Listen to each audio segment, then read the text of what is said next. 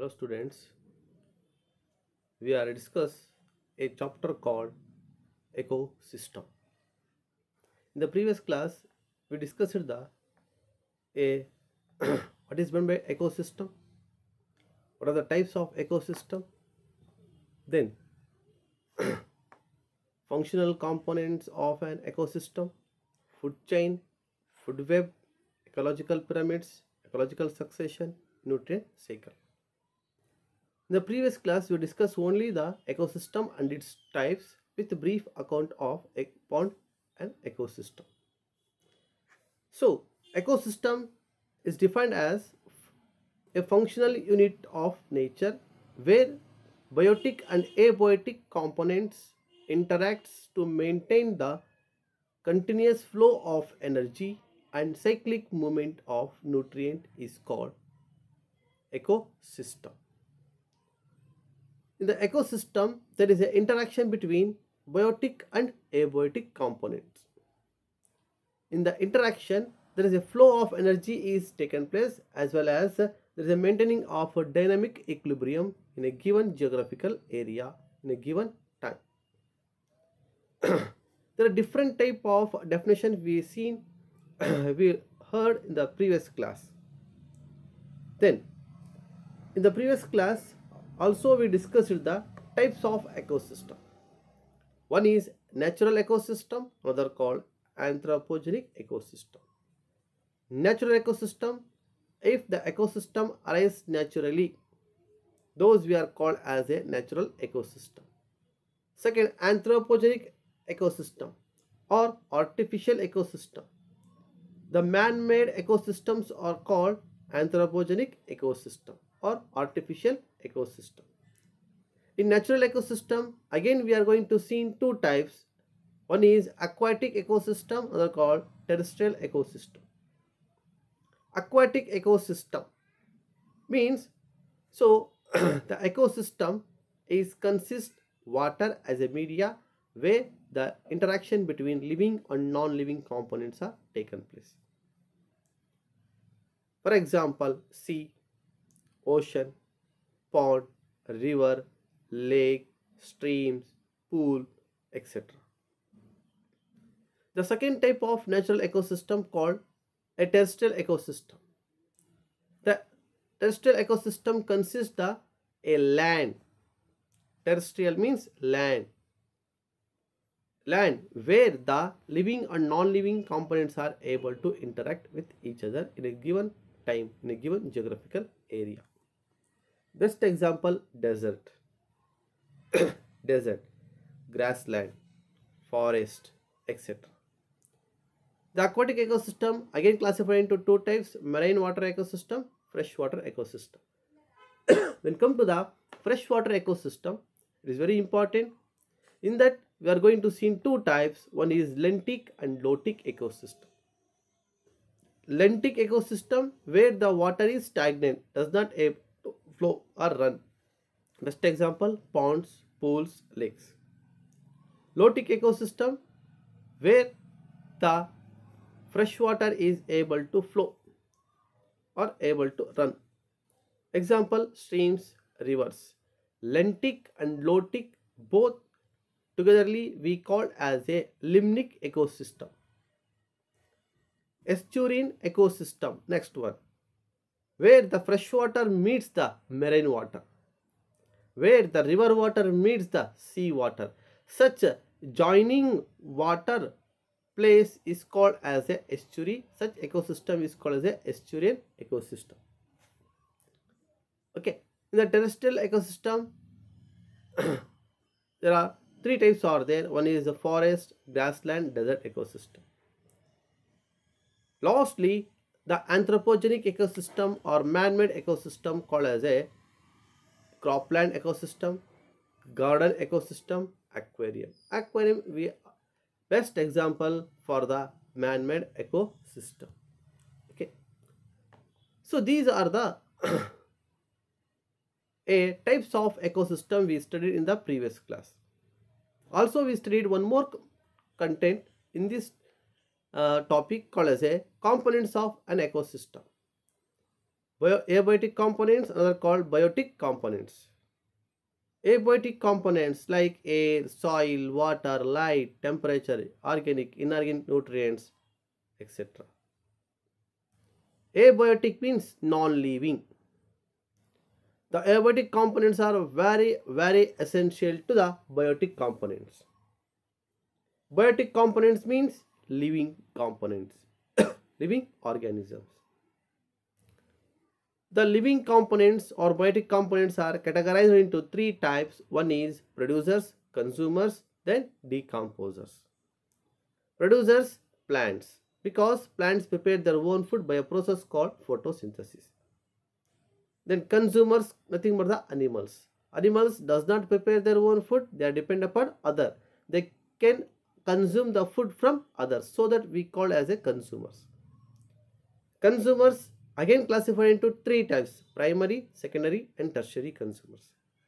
Primary consumers means the animals which directly feed the plant material as a source of food or energy. Secondary consumers, the animals which are directly consume the herbivores or primary consumers. Here the primary consumers we called as a herbivores, plant eating animals. Then the tertiary consumers, the animal which consume the secondary consumers we call as a tertiary consumers. For example, grass is a producer. Insects which feed the plants, insects were called as a primary consumers. Primary consumer are herbivores. Then the frogs are able to feed the insects, then the frog is called as a secondary consumer. The frog is eaten by a eagle or a snakes, the snakes are the tertiary consumers. The last one, decomposers. Most of the microorganisms comes under the decomposers. Decomposers are also called as a reducers. The group of organisms which are able to break down dead and decaying organic matter or decompose the dead and decaying organic matter. Best example, fungi, algae, saprophytic bacteria. Saprophytes are majorly comes under the decomposers. Saprophytes, nothing but they are able to grow or they are able to feed the dead and decaying organic matter. Okay. Also, we studied the one concept in this topic, structure of pond ecosystem. Structure of pond ecosystem. The pond ecosystem consists of producers, consumers, decomposers as a biotic components, and the sun is a abiotic components. Abiotic components. Let us study about a detailed study of a pond ecosystem, as well as how the non-living or abiotic components are essential to the biotic components, how the biotic components are able to interact with the abiotic components. Okay, so when come to the next a structure of pond ecosystem. Here what happens, the interaction of biotic and abiotic components results in a physical structure that is characteristic of each type of ecosystem. It is also one type of a significance. So in a pond ecosystem, what happens, there is a pond or any type of the ecosystem, there is a one major significance, nothing but there is an interaction is taken place, biotic and abiotic components. Such interaction result gives the physical structure. Such physical structure is a type of ecosystem. That physical structure gives a unique feature of the ecosystem. Then the ecosystem, the significance of one more ecosystem is nothing but a species composition. In a particular area, in a particular time, what happens in an ecosystem, there is a group of a different type of species are able to lead a life. We are going to identify such a specific type of species, and also we are going to describe, and then we have to know what type of and what different type of, what are the varieties of species and what is the amount of, what is the number of species are present. That is called as species composition. ಒಂದು ಎಕೋಸಿಸ್ಟಮ್ನಲ್ಲಿ for example ನಾವು forest ecosystem ತೊಗೊಂಡಾಗ ಅಥವಾ pond ecosystem ತೊಗೊಂಡಾಗ pond ಒಳಗಡೆ fishes species ಇದ್ದಾವೆ, ಅದಾದಮೇಲೆ ಈ frog species ಇರ್ತವೆ, ಅದಾದಮೇಲೆ ಸ್ನೇಕ್ ಸ್ಪೀಸೀಸ್ ಇರ್ತವೆ, ಅದಾದಮೇಲೆ ಕೆಲವೊಂದು ಲಾರ್ವೆ ಸ್ಪೀಸೀಸ್ ಇರ್ತವೆ, ಕೆಲವೊಂದು ವರ್ಮ್ಸ್ ಇರ್ತವೆ. ವರ್ಮ್ಸ್ ಎಷ್ಟು, ಅದರ ಸ್ಪೀಸೀಸ್ ಎಷ್ಟು ಕಂಟೆಂಟ್ ಇದೆ, ಆಮೇಲೆ ಫಿಶಸ್ ಎಷ್ಟಿದೆ, ಆ ಸ್ಪೀಸೀಸ್ ಕಾಂಪೋಸಿಷನ್ ನಮಗೆ ಗೊತ್ತಾಗ್ತಕ್ಕಂಥದ್ದು. Next, stratification also we are one of the significance of the ecosystem. Stratification means vertical distribution of different species occupying different level and different trophic level. What are the different type of species are able to distribute in vertically, that is called as a stratification. That also we are going to know the significance from the ecosystem.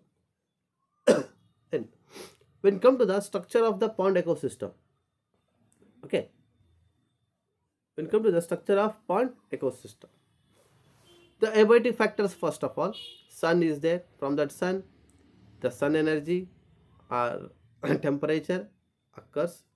Then when come to the pond, water pH, okay, then air, soil, minerals, pressure, okay, light.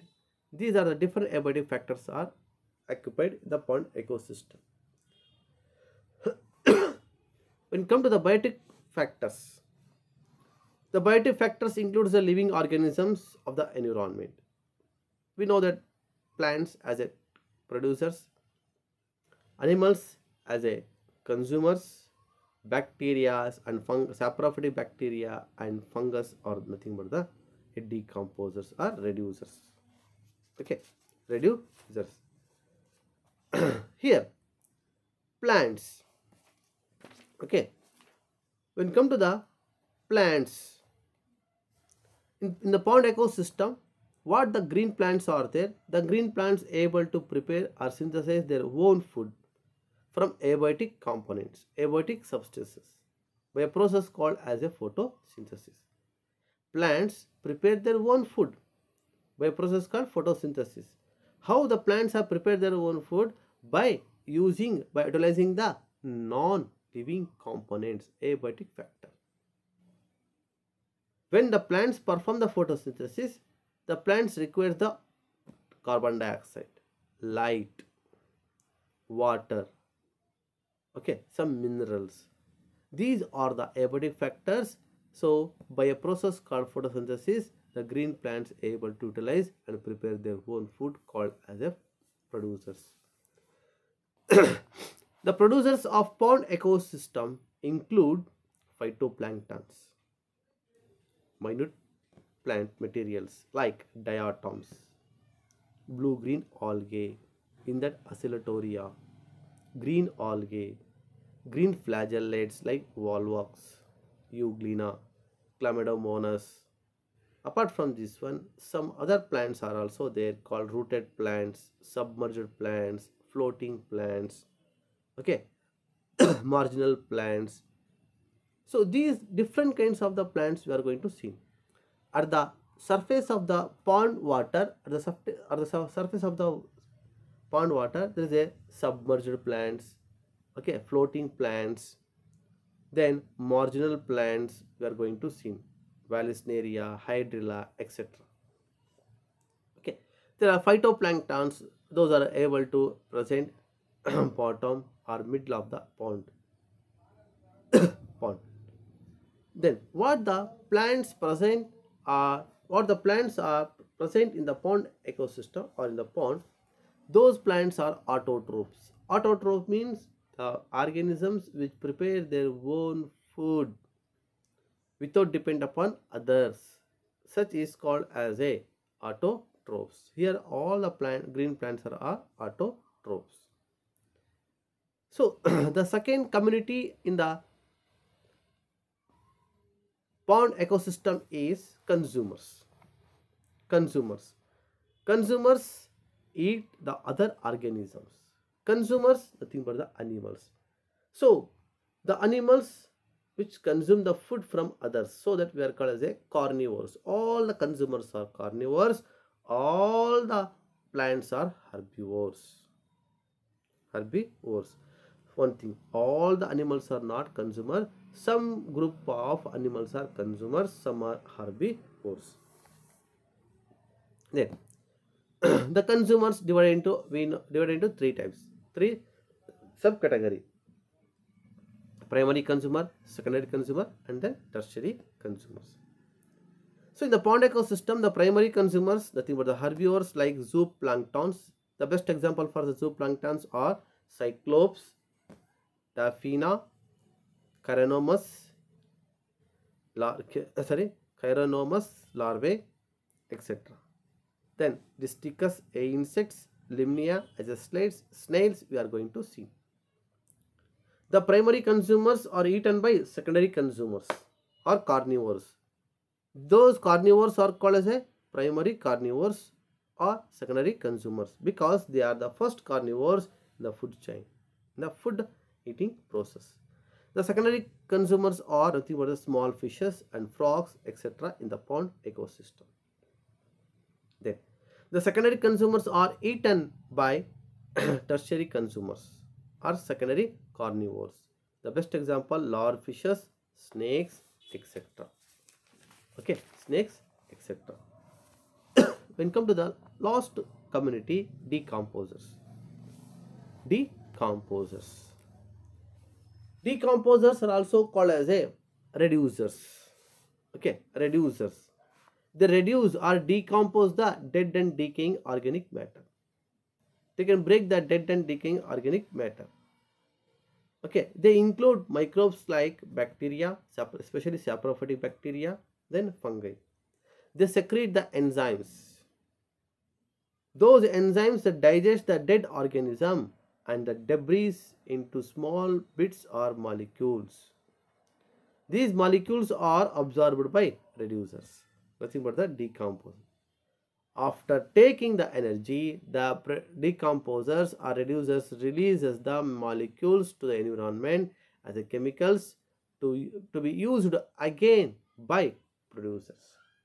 Here what happens, whether in the pond, whether the plants or animals, when they are able to die. So on the dead part of the plants and animals, these decomposers are able to settle and decompose or break down. After breakdown, these decomposers able to convert the molecules into chemicals. Such chemicals are again enter into the are utilized by producers. Like that, the cyclic process is taken place. This is about the structure of pond ecosystem. When come to the functions of an ecosystem, basic events in an ecosystem is conversion of inorganic into organic materials by producers through a process called photosynthesis.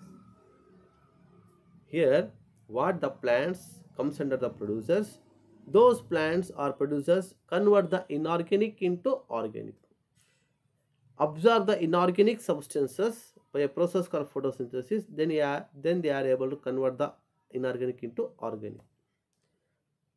Then consumption of the autotrophs by heterotrophs.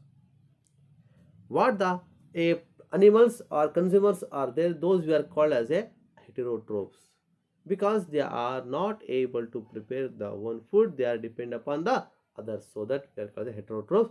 Heterotrophs are able to eat the autotrophs. Then the third one is decomposition and mineralization of the dead organic matter to release the to release them back for reuse of the autotrophs.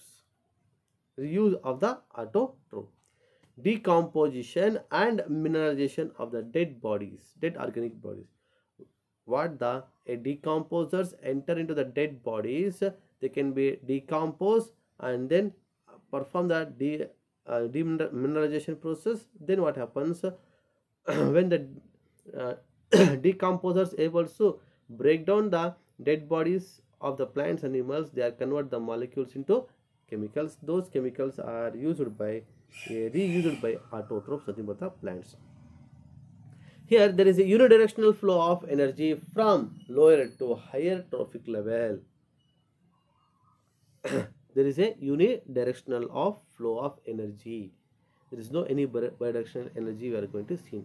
Unidirectional nothing but the, so energy is transferred from a producers, plants to the primary consumers, then primary consumers to the secondary consumers to the tertiary consumers. There is a unidirectional we are going to see. But one thing, it is not a reverse or bidirectional. Energy will not able to transfer from tertiary consumers like snakes to the frog, frog to the insects, insect to the plants. That means the frogs are not able to eat the snakes, energy will not able to transfer. Insects will not able to eat the frogs, energy will not able to transfer. Plants will not able to eat the insects. So here only unidirectional flow of energy we are going to see. In the unidirectional flow of energy, only 10% of energy is able to utilize from one group to the another group. Okay. Here what happens, only 10% of energy is utilized, remaining 90% of energy is lost in the form of heat into the environment. So this is about the a detailed study of structure and function of the ecosystem. Next one, the functional components of ecosystem. Functional components of the ecosystem. Okay, there are four functional components are there. One is the productivity, decomposition, energy flow, nutrient cycle. So when come to the first one, productivity. Productivity. Okay, when come to the first one, yes, when come to the functional components of ecosystem, in that the first one, productivity. Productivity means nothing but the rate of biomass production is called productivity. Biomass nothing but organic matter. Okay, then when come to the productivity, there are two types of productivity. One is primary productivity, another called secondary productivity. Okay, first one, when come to the primary productivity, the amount of biomass or organic matter produced per unit area over a time period by plants during photosynthesis. Amount of biomass, amount of organic matter produced by plants per unit area over a period of time during the photosynthesis. So in a particular area, in a particular time, what the plants are there, all the plants, how much amount of organic matter able to produce by a photosynthesis process, that is called as a primary productivity. Okay, next, secondary productivity. Before going to the secondary productivity, the primary productivity is expressed in terms of weight or energy. Weight nothing but the grams, or energy nothing but the kilocalories. Then come to the secondary productivity. It is defined as the rate of formation of new organic matter by consumers. This secondary productivity is the rate of formation of new organic matter by consumer. Here the consumers nothing but the animals able to how much forms the new organic matter, that is called as a secondary productivity. The secondary productivity again classified into two types, gross productivity, another called as a net primary productivity. Gross productivity, it is the rate of production of organic matter or biomass during photosynthesis by producers. It is called as a gross primary productivity. The plants during the photosynthesis process, by the photosynthesis process, how much amount of organic matter able to produce, that is called as a gross primary productivity. It is a total biomass production of producers. Second, net primary productivity, NPP. A considerable amount of energy of or biomass is utilized by plants for respiration, and remaining energy or biomass is transferred to the next trophic level. So such is called as a primary productivity. Amount of energy or biomass is utilized by plants for respiration, and remaining energy is transferred to the next trophic level, next group of organism. That is called as a net primary productivity. So it is the biomass left in the producers after utilization of organic matter during the respiration. Plants photosynthesis process ಆದಮೇಲೆ respiration ಪ್ರೋಸೆಸ್ಗೆ ಎಷ್ಟು ಬೇಕಾಗುತ್ತೋ ಅಷ್ಟನ್ನು use ಮಾಡ್ಕೊತಕ್ಕಂಥ ಒಂದು ಪ್ರೊಡಕ್ಟಿವಿಟಿಗೆ net productivity ಅಂತ ಕರಿತಾ ಹೋಗ್ತೀವಿ. Net productivity is the available biomass for the consumption of heterotrophs, nothing but the herbivores and decompose. The gross primary productivity minus respiration loses is the net primary productivity. So gross primary productivity ಅಂದರೆ photosynthesis process ಆಗಬೇಕಾದ್ರೆ ಎಷ್ಟು energy formation ಆಗುತ್ತೋ ಆ energy ಜೊತೆಗೆ so ಆ plants photosynthesis ಆದಮೇಲೆ respiration ಪ್ರೋಸೆಸ್ನಲ್ಲಿ ಎಷ್ಟು energy loss ಮಾಡ್ಕೊಳುತ್ತೋ ಆ ರೆಸ್ಪಿರೇಷನ್ ಪ್ರೋಸೆಸ್ಸಿಂದ ಲಾಸ್ ಆಗಿರ್ತಕ್ಕಂಥ ಎನರ್ಜಿನ ಮೈನಸ್ ಮಾಡಿದಾಗ ಈ ಸಿಗ್ತಕ್ಕಂಥ ಎನರ್ಜಿನೇ ನೆಟ್ ಪ್ರೈಮರಿ ಪ್ರೊಡಕ್ಟಿವಿಟಿ ಅಂತ ಕರಿತಾ ಹೋಗ್ತೀವಿ. GPP minus R is equal to NPP.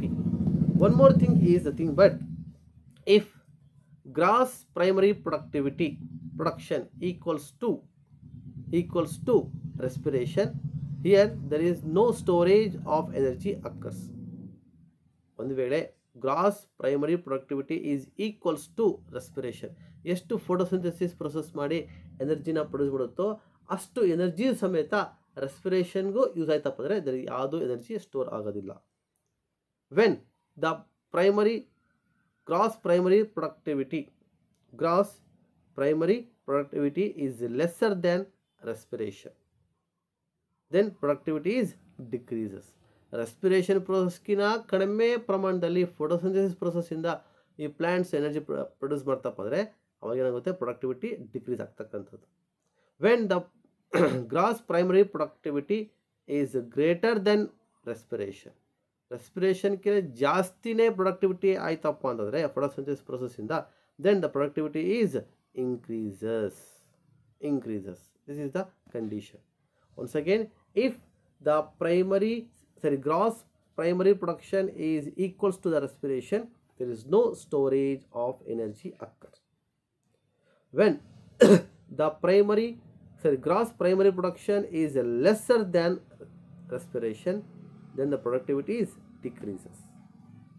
When the gross primary production is greater than respiration, then the productivity is increases. Overall, the primary productivity is measured in 4 methods. One is harvest method. That means we are going to serve the plants, save the plants, harvest the plants in a particular area. Second, carbon dioxide assimilation method. Third, oxygen production method. Fourth, nothing but the radioisotope method. But this is just extra information. The measurement of primary production is harvest method, carbon dioxide assimilation method, oxygen production method, radioisotope method. Okay. This is about the detailed study of pond ecosystem, its structure and function. Then a functional components of ecosystem. One is called as a productivity. The next class we are going to discuss the decomposition as a second functional components of ecosystem. Thank you.